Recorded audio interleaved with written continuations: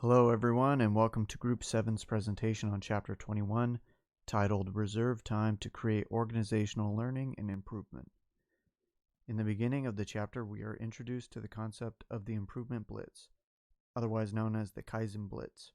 It is defined as the dedicated and concentrated period of time to address a particular issue, often over the course of several days. The output of the Improvement Blitz team will often be a new approach to solving a problem. These can be new layouts of equipment, new means of conveying material and information, a more organized workspace, or standardized work. A strong example of the Improvement Blitz is the monthly challenge program at Target DevOps Dojo. The DevOps Dojo occupies about 18,000 square feet of open office space where DevOps coaches help teams from across the Target Technology organization elevate the state of their practice. The most intensive format is what they call the 30-day challenges, where internal development teams come in for a month and work together with dedicated dojo coaches and engineers. The team brings their work with them and the goal of solving an internal problem they have been struggling with and to create a breakthrough in 30 days. In the 30 days, they work with dojo coaches on how to solve the problem with methods like planning, working, and doing demos in 2-day sprints. After the 30 days, the internal teams return to their lines of business, not only having solved a significant problem, but bringing their new learnings back to their team. We have heard about this a lot with DevOps, and that is what we call developing a culture of learning and turning local discoveries into global successes. Now for how we should institutionalize rituals to pay down technical debt. This is where we reserve time for dev and ops to have room for improvement work, such as non-functional requirements or automation. The easiest way for this is to schedule a conduct day or week-long improvement blitzes, where everyone on a team self-organizes to fix problems they care about, and no feature work is allowed. The team spans the entire value stream, often combining development, operations, and InfoSec engineers. In other words, teams that typically don't work together combine their skills and effort to improve a chosen area, and then demonstrate their improvement to the rest of the company. Our goal during the blitzes is not to simply experiment and innovate for the sake of testing out new technology, but to improve our daily work.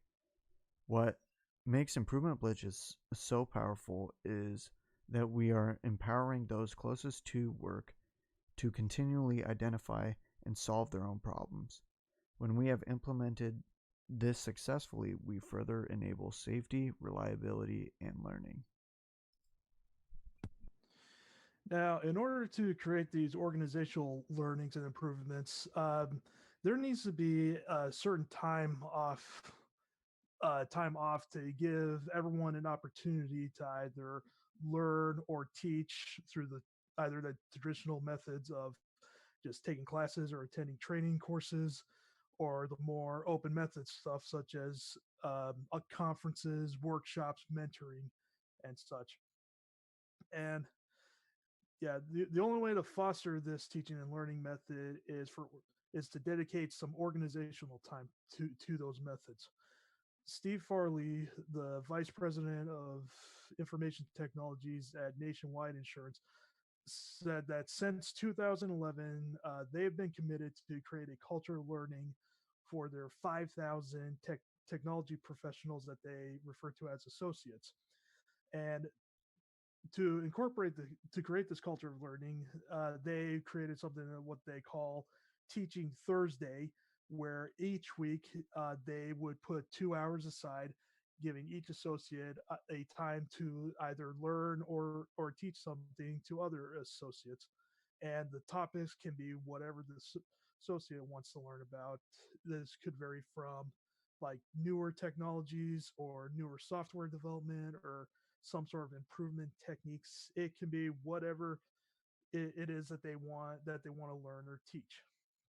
And then the most valuable thing to get from this is that any associate um, can either teach someone else or learn from the other associates that are also learning along with them. So it is a win-win scenario for everyone.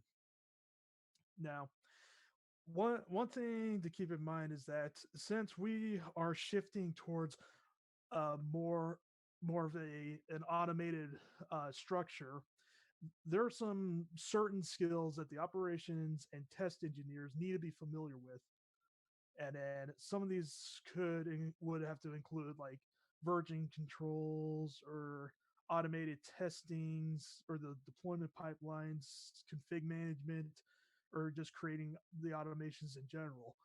Like if they want to stay in a fast paced DevOps organization, it is best if all of the engineers are familiar with these sort of methods, and then if not, like granted, it is a little bit scary if you're not familiar with something, but Don't be afraid to ask uh, other developers and teams who are more familiar with it, because they are more than willing to help, and that's what the ideology ideology of this practice is, that it creates it so that the teams learn and work together to solve certain problems, and that's what teaching and learning, that's the importance of doing some of that stuff. And another thing that is important in the learning experience is that the engineers need to attend like conferences, and this could be like the external stuff, such as the DevOps Enterprise Summit that was created in 2014 for the all the technology leaders in the world to share their experiences of adopting these principles and practices. But it can also be sort of an internal thing within the companies themselves. Nationwide, for example, uh, started adopting some of the agile and lean principles into their into their internal conferences, and it sort of teaches everyone, like, it's just so that they stay on track. And then Capital One has also adopted these principles from just giving everyone the opportunities to learn and work together as one unit, and then they've even had like a huge expo hall with so many booths and stuff, just showing off some of the amazing capabilities that other people within the company have been working on, and that gives them the opportunity to share this information, and then maybe teach someone else from a different part of the company to learn and adapt from these methods. And then another reason why it helps is that Target, some of some of their leaders in this company actually went to the Enterprise Summit in 2014, and then they were so they really enjoyed it so much that they they took it back, like they took the ideas from that and then created and then used it in their own internal conferences, inviting many of people from the outside firm to and share with them to try and recreate some of their experiences of their leadership skills. And then in 2015, this was the year when they were able to build up the momentum. And then after that, there were tons and tons of people that they would come up to ask like how they can get involved and how they could help. So sharing is the key to learning, because if you don't share, then you'll never learn it at all.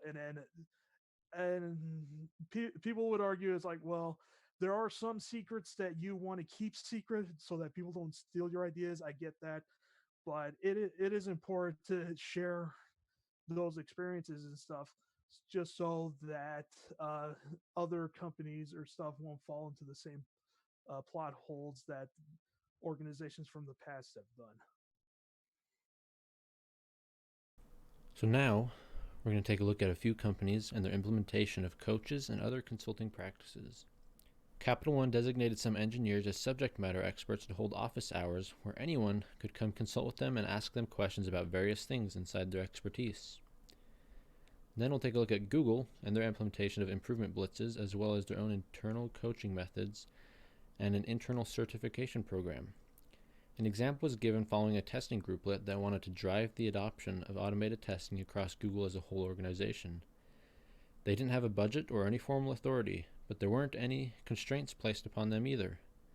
They raised awareness throughout the company through what they dubbed TOTT, or Testing on the Toilet, where they would publish a newsletter in every bathroom across Google offices worldwide. They had set goals into levels. Level 1 was to quickly establish a baseline metric. Level 2 was to set a policy and reach an automated test coverage goal. Then Level 3 was to reach a long-term coverage goal.